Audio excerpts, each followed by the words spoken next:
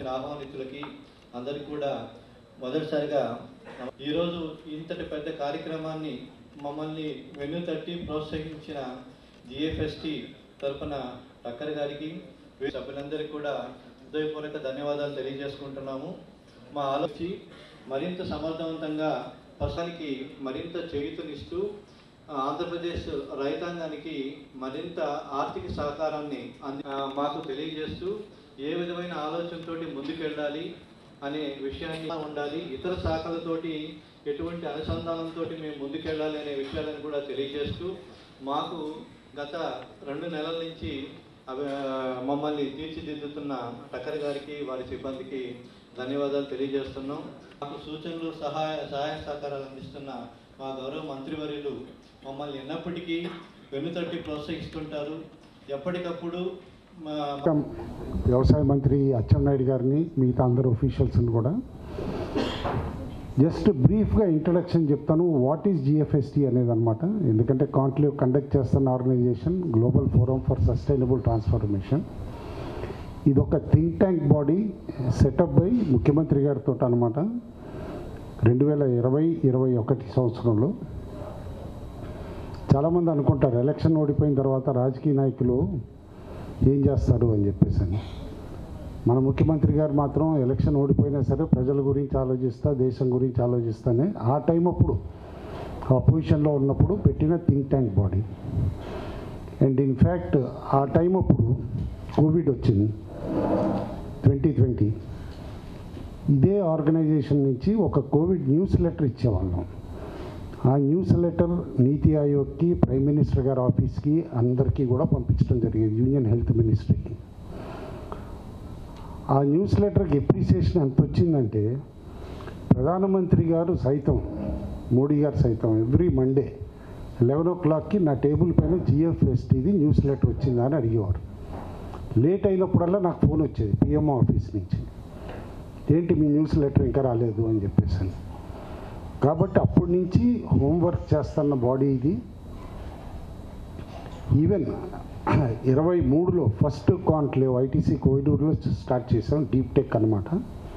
Importance టెక్నాలజీది మన day to day లైఫ్లో ఎంత ఉంటుంది, ఇది మన లైఫ్ని ఎట్లా కమాండ్ చేస్తుంది, గవర్నెన్స్ ఏ విధంగా మారుతుంది అనేది ముందే ఊహించిన విజనరీ అయినా. దానికి అనుగుణంగా 23లో జూన్లో మొదలుపెట్టిన కాన్ఫరెన్సెస్ కంటిన్యూ చేస్తా. డిసెంబర్లో వైజాగ్లో సెకండ్ కాన్క్లేవ్ పెట్టాం, ఫిబ్రవరిలో ఆక్పాల్ పైన పెట్టాం. ఇప్పుడు ఇది 4th కాన్క్లేవ్ అనమాట, ఎనిమల్ హస్బెండరీ. ఇది నెక్స్ట్ టూరిజం ఉంటుంది, తర్వాత లాజిస్టిక్స్ ఉంటుంది, తర్వాత ఫైనల్గా పావర్టీ ఇరాడికేషన్ కూడా. ప్రైమ్ క్రైటీరియా ఇందులో ఏంటంటే one of the most important ambition ముఖ్యమంత్రి గారిది కూడా ఏంటంటే జీరో పావర్టీ స్టేట్ కింద తీసుకురావాలని. అట్లా ఈ ఆర్గనైజేషన్ నుంచి వెలువడిన అనమాట ఐడియాతోటి ముఖ్యమంత్రి గారి ఐడియా కూడా ఇప్పుడు P4 మోడల్ ఏదైతే కనుక తీసుకొచ్చారో జీరో పావర్టీ చేయడానికి కూడా ఒక మెయిన్ వెహికల్గా ఈ ఆర్గనైజేషన్ కూడా పనిచేస్తా, ప్రభుత్వం కూడా అనమాట దాన్ని ముందుకు తీసుకెళ్తా. P4 మోడల్ తోటి అట్లీస్ట్ 30 లక్షల మంది కుటుంబాలని పావర్టీ నుంచి ఇరాడికేట్ చేయొచ్చు, పైకి తీసుకురావచ్చు అని చెప్పేసాను అనమాట ప్లాన్స్ కూడా. అండ్ ఓవరాల్గా మనం అనుకోవచ్చు ఇంత ఇది ఉంటుంది, ప్రతిదానికి టెక్నాలజీ అంటారు ఈయన ముఖ్యమంత్రి గారు, ఏంటి ఇదని చెప్పేసాను.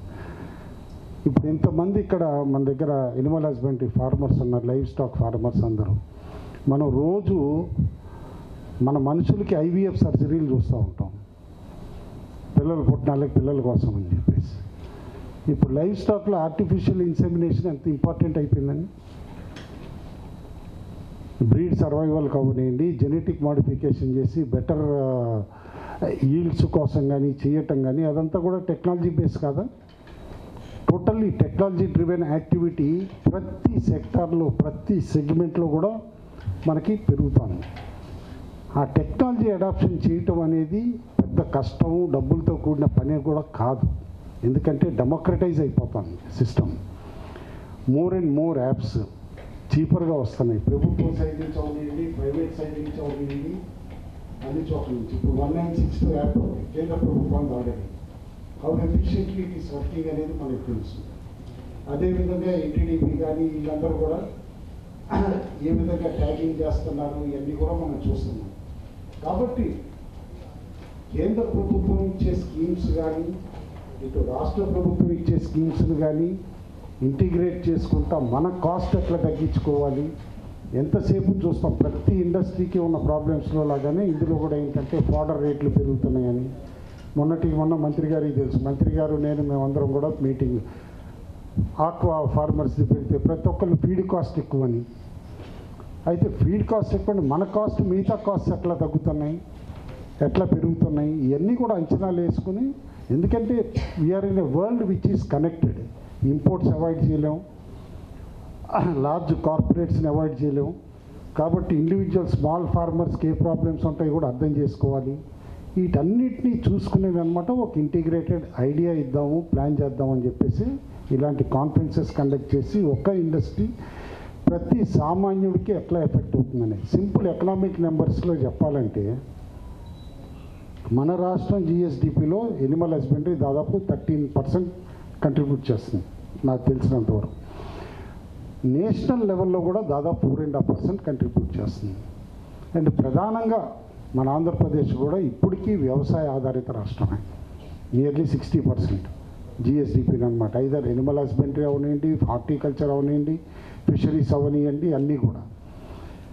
కాబట్టి ఎంత ఇంపార్టెన్స్ ఈ సెక్టర్స్కి ఇవ్వాలి, ఎంత ఇంపార్టెన్స్ అనమాట ఎంఫాటిక్గా చేస్తే ప్రజలకు కూడా అనమాట ప్రభుత్వం దగ్గరగా ఉండి హెల్ప్ చేస్తే, హ్యాండ్ హోల్డింగ్ చేస్తే ఎట్లా లిఫ్ట్ చేయొచ్చు, ఇండస్ట్రీని పెంచవచ్చు అనే ఐడియాతోటి ఈ కాన్ఫరెన్సెస్ కానీ మీటింగ్స్ కానీ ఇవన్నీ కూడా కండక్ట్ చేయటం. సరే, ఇందులో ఛాలెంజెస్ ఉంటాయి. యాక్సెస్ టు టెక్నాలజీ అందరికీ ఉంటుందా లేదా అనేది, అది అవైలబుల్ చేయటం ప్రధాన ఐడియా కూడా మాది. Second, training and capacity building. Clearly ఇట్లా మోర్ అండ్ మోర్ మీటింగ్స్ కూడా కండక్ట్ చేసి ట్రైనింగ్, కెపాసిటీ బిల్డింగ్ కూడా చేయటం. ఫైనాన్షియల్ సపోర్ట్ అనేది కూడా క్లియర్లీ ఒక ఐడియాతో వస్తున్నాం. ఎందుకంటే బేసికల్లీ నా కంపిటెన్స్ ఫైనాన్సెస్ అండి. ఎందుకంటే ఇదివరకు ప్లానింగ్ బోర్డు కూడా వైస్ చైర్మన్ చేసినాన్ని, and I mean investment banker also, and more awareness on financial issues ఉంది. కాబట్టి స్పెసిఫిక్గా ఇన్స్ట్రక్షన్స్ కూడా ముఖ్యమంత్రి గారి దగ్గర నుంచి ఏంటంటే యాక్సెస్ టు ఫైనాన్స్ అనేది బ్యాంకర్స్ దగ్గర నుంచి ప్రతి రైతుకి కానీ ఈవెన్ లైఫ్ స్టాక్ ఫార్మర్స్కి కానీ ఎవరికి కూడా సింప్లిఫై చేయాలి, సిస్టమ్స్ ఈజ్ చేయాలనేది. ఆ దిశగా కూడా చాలా వరకు స్టెప్స్ తీసుకోవడం జరుగుతుంది, చేయబోతున్నాం కూడా. అండ్ ఐ హోప్ కాన్ఫరెన్స్ అందరికీ కూడా హెల్ప్ఫుల్గా ఉంటుందని చెప్పేసి. And I thank everybody once and again ఇంత వైడ్ పార్టిసిపేషన్లో మీరందరూ పార్టిసిపేట్ అవుతున్నందుకు thank you so much. Thank you so much. Animal husbandry తరఫున ఒక కాన్క్లేవ్ని ఏర్పాటు చేసుకున్నాం. ఈ కాన్క్లేవ్ జిఎఫ్ఎస్టి ఆధ్వర్యంలో మనం జరుపుకుంటున్నాం. జిఎఫ్ఎస్టి అంటే మనకెవరికి మొన్నటి వరకు తెలియదు. విజనరీ లీడర్, మనందరికీ అభిమాన నాయకుడు శ్రీ నారా చంద్రబాబు నాయుడు గారు. ఆయన రాజకీయం సుదీర్ఘంగా 45 సంవత్సరాల నుంచి తెలుగు రాష్ట్రాల్లో నడిచిన విషయం మనందరికి కూడా తెలుసు. చాలామంది రాజకీయ నాయకులను చూసాం. అధికారం ఉన్నప్పుడు అధికారాన్ని చలాయించడం తప్ప అధికారం లేనప్పుడు ప్రజల గురించి, సమాజం గురించి ఆలోచించినటువంటి వాళ్ళు చాలా తక్కువ. నేను చాలా గర్వపడుతున్నాను. మా నాయకుడు అధికారం ఉన్నా అధికారం లేకపోయినా నిరంతరం ప్రజల గురించి ఆలోచిస్తున్నటువంటి కొద్దిమంది నాయకుల్లో మన ముఖ్యమంత్రి నారా చంద్రబాబు నాయుడు గారు ఉండడం మనందరం గర్వించదగినటువంటి విషయం. 2020లో కరోనా వచ్చింది. ఎవ్వరం కూడా ఇంటిలో నుంచి బయటికి రావడానికి కూడా అవకాశం ఉన్నటువంటి పరిస్థితి. అప్పుడే చంద్రబాబు నాయుడు గారి ప్రభుత్వం ఓడిపోయింది. ఆ సమయంలో అటువంటి క్లిష్టమైనటువంటి సమయంలో చంద్రబాబు నాయుడు గారు ఏదో కరోనా వచ్చింది, ఇంట్లో కూర్చోవడం భావ్యం కాదని చెప్పి ఆ రోజు ఆలోచన చేసి ఈ జిఎఫ్ఎస్టీని ఏర్పాటు చేసిన విషయం మనందరం కూడా తెలుసుకోవాలి. అందులో నిష్ణాతులైనటువంటి వారు టక్కర్ గారు, కుటుంబరావు గారు, సంజయ్ గారు, రామ్నాథ్ గారు నలుగురు సభ్యులుగా పెట్టుకొని ఈ వ్యవస్థను ఏర్పాటు చేసిన విషయం ఒకసారి మనందరం తెలుసుకోవాలని చెప్పి తెలియజేస్తున్నాను. వారు నలుగురికి మా శాఖ తరపున హృదయపూర్వకంగా అభినందిస్తూ స్వాగతం పలుకుతున్నాను.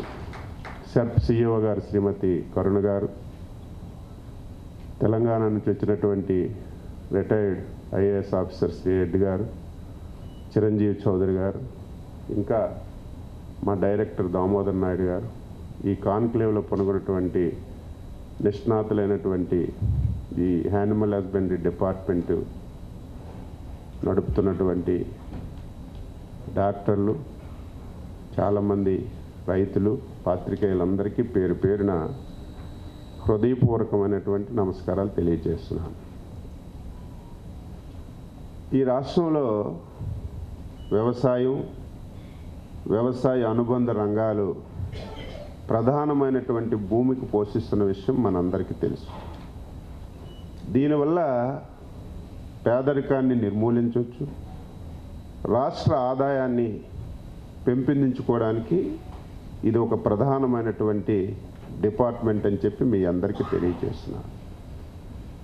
ఇప్పుడు మన ముఖ్యమంత్రి గారు మాట్లాడినా సరే, ఏదైనా ఒక రాష్ట్రం సంపద సృష్టించబడితేనే ఆ సంపదని సమాజానికి, పేదవాడికి ఉపయోగించుకోవడానికి అవకాశం ఉంటుంది. సంపదే సృష్టించకుండా మనం పేదవాళ్ళని న్యాయం చేస్తామంటే అది ఎప్పుడూ జరగదని ఆలోచించినటువంటి వ్యక్తి మన ముఖ్యమంత్రి గారు శ్రీ నారా చంద్రబాబు నాయుడు గారు. అందులో ఈ డిపార్ట్మెంట్ మీద ప్రత్యేకమైనటువంటి దృష్టి పెడితే సంపదని సృష్టించవచ్చు, పేదరికాన్ని పాలద్రాలొచ్చు, సమాజానికి మేలు చేయొచ్చని ప్రగాఢమైనటువంటి విశ్వాసంతో ఈ డిపార్ట్మెంట్ మీద ముఖ్యమంత్రి గారు దృష్టి పెట్టారు. ఎప్పుడు మాట్లాడినా సరే జిఎస్డిపి గురించి మాట్లాడతారు. అది వాస్తవం. అది మనం ఎన్ని మాట్లాడినా, ఎన్ని ప్రసంగాలు చేసినా రాష్ట్ర ఆర్థిక పరిస్థితి తెలుసుకోవాలంటే ఏకైక మార్గం జిఎస్డిపి తప్ప ఇంకొకటి లేదు. అటువంటి పరిస్థితిలో ఏదో వ్యవసాయ రంగాన్ని జిఎస్డిపిలో పైకి తీసుకురావాలని ప్రసంగాలు చేయకుండా ఆ రంగంలో ఉన్నటువంటి అనుబంధ రంగాలు ఒక 5-6 మాసాల ముందు ఫిషరీస్ డిపార్ట్మెంట్ మీద ఇదే విధంగా కాన్క్లేవ్ పెట్టి ఒక డైరెక్షన్స్ ఇచ్చి ఆ వ్యవస్థను నడుపుతున్న వాళ్ళు ఏ విధంగా పనిచేయాలి, ప్రభుత్వం ఏ విధంగా సహకరించాలి, దీనన్నిటికీ మించి ఎప్పుడో విధన్నటువంటి విధానాలు కాకుండా ఈరోజు విధానాల్లో మార్పు వచ్చింది. విపరీతంగా టెక్నాలజీ వచ్చింది. ఒక స్టెప్ ముందుకేసి ఇప్పుడే ఆర్టిఫిషియల్ ఇంటెలిజెన్స్ కూడా మన కళ్ళ ముందు ఉంది. కాబట్టి అన్నింటినీ జోడించి ఈ రంగాలను అభివృద్ధి చేయాలనేది ప్రభుత్వం, ముఖ్యమంత్రి గారి యొక్క ఉద్దేశం అని చెప్పి ఈ సందర్భంగా మీ అందరికీ తెలియజేస్తున్నాను. మళ్ళీ ఈరోజు మనం యానిమల్ హస్బెండరీ కాన్క్లేవ్ మనం పెట్టుకున్నాం. మన రాష్ట్రం దీనికి అనుకూలమైనటువంటి రాష్ట్రం. ఈ రాష్ట్రంలో ఒంగోలు, పొంగనూరు ప్రసిద్ధి చెందినటువంటి పశువులు ఉన్నాయి. అదేవిధంగా గోదావరి, నెల్లూరు జిల్లాల్లో ప్రసిద్ధి చెందినటువంటి గొర్రెలు ఉన్నాయి. కోళ్ళ ఫారాలు గణనీయంగా ఉన్నటువంటి ఈ రాష్ట్రంలో మనందరం దృష్టి పెట్టి ప్రభుత్వం మీకు ప్రోత్సహిస్తే ఈ రాష్ట్రంలో ఈ యానిమల్ హస్బెండరీ జిఎస్టిపిని మనం విపరీతంగా పెంచడానికి అవకాశం ఉంటుంది. లాస్ట్ ఇయరే మేము ఫోకస్ చేసాం 24-25లో 1,69,000 కోట్లు జిఎస్డిపి వచ్చింది, దాదాపుగా 13.5%. ఇప్పుడే మా టక్కర్ గారు, చాలామంది మా ఆఫీసులు అంటారు, మీటింగ్ అయిన వెంటనే నా దగ్గరికి వచ్చి, టక్కర్ గారు విపరీతంగా టార్గెట్లు పెట్టేస్తున్నారు, మనం రీచ్ అవ్వగలమని చెప్పి మొన్న ఫిషరీ డిపార్ట్మెంట్ అన్నారు, ఈరోజు కూడా అన్నారు. నేను ఆయన్ని అభినందిస్తున్నాను. ఒక టార్గెట్ ఉంటేనే దానికి రీచ్ అవ్వడానికి మనకు అవకాశం ఉంటుంది. టార్గెటే లేకపోతే దాని మీద దృష్టి పెట్టే పరిస్థితి లేదు. నేను డిపార్ట్మెంట్ తరఫున స్పష్టంగా మాటిస్తున్నాను, పూర్తి స్థాయిలో సహాయ సహకారాలు అందించి మీరు పెట్టినటువంటి ఈ సంవత్సరం 2 లక్షల కోట్లు ఓన్లీ హ్యాండ్ మెజర్మెంట్లో జిఎస్టిపిని సంపాదించడానికి మేము పూర్తిగా కృషి చేస్తాం. ఇప్పటికే డిపార్ట్మెంట్ తరపున ఇవన్నీ చేయాలంటే డాక్టర్లు ఉండాలి. గతంలో 2018లో చంద్రబాబు నాయుడు గవర్నమెంట్లో రిక్రూట్మెంట్ చేసి డాక్టర్ పోస్టులు ఇచ్చాం. మళ్ళీ 7-8 ఇయర్స్ అయింది, డాక్టర్ పోస్టులే లేవు. దాని మీద కూడా దృష్టి పెట్టాం. ఈరోజు ఏదైతే ఇప్పుడే చెప్పారు మా కుటుంబరావు గారు, కృత్రిమ గర్భోత్పత్తి, దీన్ని మనం ఇంకా హ్యూజ్ క్వాంటిటీలో తీసుకెళ్లాలంటే ఆ రోజు ఒక ఆలోచనతో ముఖ్యమంత్రి గారు గోపాలమిత్ర అని చెప్పి ఒక వ్యవస్థను ఇక్కడ పెట్టారు. అంటే ప్రతి యానిమల్కి డిపార్ట్మెంట్ దగ్గరగా ఉండాలి. దాన్ని ఇంకా బలోపేతం చేసి తప్పనిసరిగా ఈ కృత్రిమ గర్భోత్పత్తిని కూడా పెంచడానికి పూర్తిగా కృషి చేస్తాం. ఈరోజు నేను ఆర్టిఫిషియల్ ఇంటెలిజెన్స్ కానీ టెక్నాలజీ కానీ మనం బాగా ఉపయోగించుకోవాలి. ఈ మధ్యకాలంలో మీరు చూశారు, కోళ్ళకి బర్డ్ ఫ్లూ వచ్చింది. ఒకేసారి మొత్తం డిపార్ట్మెంటు ప్రభుత్వం చాలా వరకు ప్రయత్నం చేసినా కంట్రోల్ చేయలేకపోయాం. ఒకేసారి మొత్తం పౌల్ట్రీ వ్యవస్థ అంతా కుప్పకూలిపోయింది. ఈరోజు మనం ఆర్టిఫిషియల్ ఇంటెలిజెన్స్ కానీ టెక్నాలజీ కానీ ఉపయోగించుకోగలిగితే మనం ముందే దాన్ని పసిగట్టగలిగితే దాన్ని నివారించడానికి అవకాశాలు ఉంటాయి. దాన్ని కూడా మనం దృష్టిలో పెట్టాలి. ఇప్పుడే మన ఆఫీసర్ చెప్పినట్టుగా ఈరోజు ఇందులో బలహీన వర్గాలు ఎక్కువగా ఉన్నారు. బీసీలు కానీ ఎస్సీలు కానీ ఎస్టీలు కానీ, అందులో 90 లక్షల మంది మహిళలు ఇందులో ఉన్నారు. వీళ్ళందరినీ మనం ఉపయోగించుకోవాలి. ప్రతి సంవత్సరం ప్రభుత్వాలు ఎస్సీ కార్పొరేషన్ ద్వారా రుణం ఇస్తుంది, బీసీ కార్పొరేషన్ ద్వారా రుణం ఇస్తుంది, ఎస్టీ కార్పొరేషన్ ద్వారా రుణం ఇస్తుంది. అవన్నీ ఏమవుతుందో తెలియదు. ఇప్పుడు మన ముఖ్యమంత్రి గారి ఆలోచన ఇవన్నీ కాంప్రహెన్సివ్గా తీసుకొని దీనికి మనం బ్యాంకర్ సహకారం కూడా ఉండాలి. అది లేకపోతే మనం ముందుకెళ్ళే అవకాశం లేదు. నేను ఎంతవరకు వెళ్ళలేదు, 5% బ్యాంక్స్ రుణాలు ఇస్తున్నాయంటే చాలా దారుణం. ఇది అత్యంత కీలకమైనటువంటి డిపార్ట్మెంట్. ఈసారి బ్యాంకర్స్ మీటింగ్లో కూడా వాళ్ళకు కూడా చెప్పి దీనికి ప్రాధాన్యత ఇమ్మని చెప్తాం. ఏదైతే మనం ప్రభుత్వం నుంచి ఆర్థిక సహాయం అందిస్తున్నామో ఆ ఆర్థిక సహాయం కూడా ప్రతి మహిళ, మా ముఖ్యమంత్రి గారి ఆలోచన ఏంటంటే ప్రతి కుటుంబంలో 1-2 ఆవులుంటే తద్వారా వారికి ఆర్థికంగా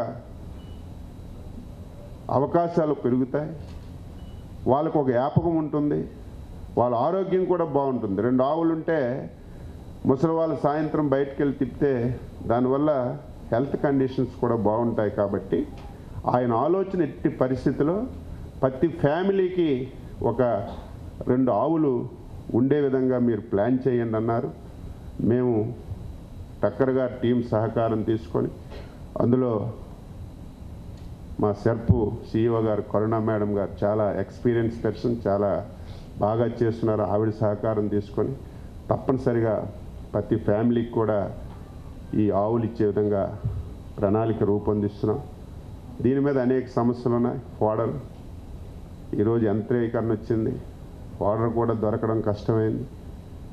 ఈ మధ్యకాలంలో ఎన్ఆర్జీఎస్ సహకారం తీసుకొని హ్యూజ్ క్వాంటిటీలో గ్రీన్ ఫాడర్ డెవలప్ చేయమని ప్రతి జిల్లాలో ఒక 50,000 ఎకరాల్లో ఈ గ్రీన్ ఫాడర్ పెంచాలి.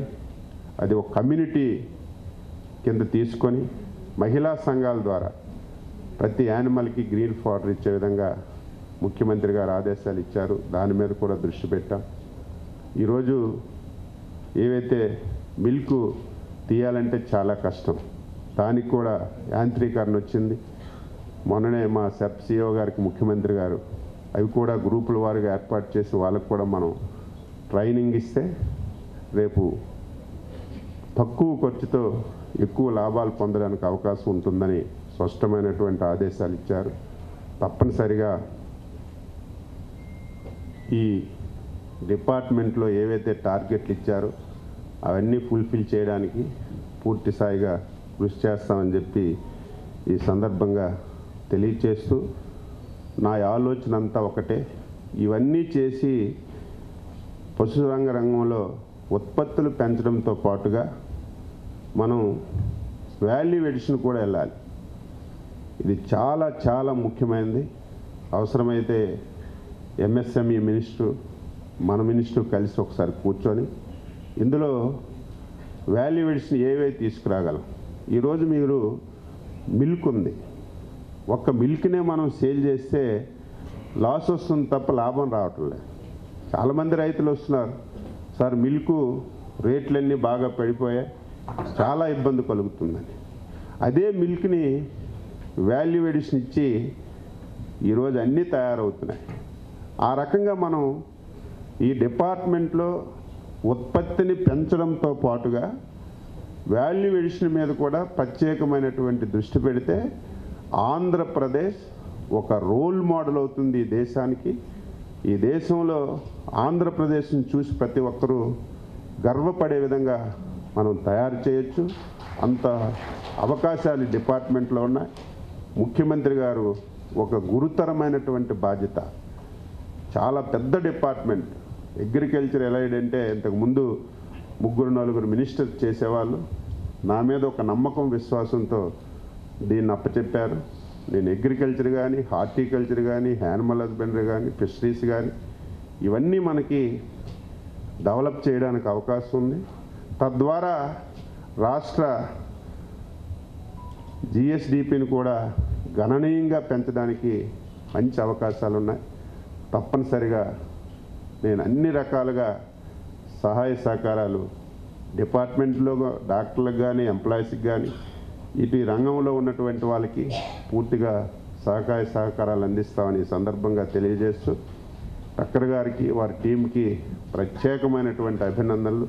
అసలు ఇటువంటి కాన్క్లేవ్స్ పెట్టకపోతే అసలు చర్చే లేదు, చర్చే లేకపోతే దృష్టే లేదు, దృష్టి పెట్టకపోతే దీన్ని డెవలప్ చేయడం చాలా కష్టం.